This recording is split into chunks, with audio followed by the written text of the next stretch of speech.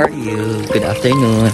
I know it's already late in the afternoon. We need to be thankful sa tanan nga bagay nga katabo talaga. Kapoy man kita, pero dapat kita magpasalamat sa bagong adlaw kag bagong kabuhi nga ating ipangatugang. Sa tanan nga bagay nga atin na sumalang, hindi magkalipat nga magpasalamat. Di tungod kinakaagi kita kakasakit kag kapudlay-tulad nga adlaw. Kundi na lang puwasan natin ang adlaw, mabuta kapag laom kagandong. Hindi talang isipan, nakabay magpadayon, hindi lang tulad kundi sa para abuton. Think wisely sa tanan nga bagay. Decision man, sitwasyon man, ang kontabo.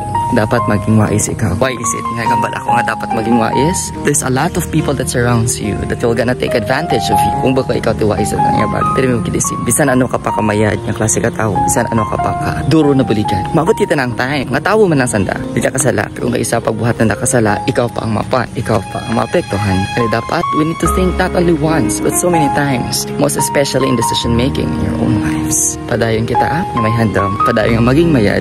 Bisan sa ano man niya aspeto, kabisan sa ano man niya karatabo, sa atin niya kabuhi. With love, Sir Ronnie. God bless you.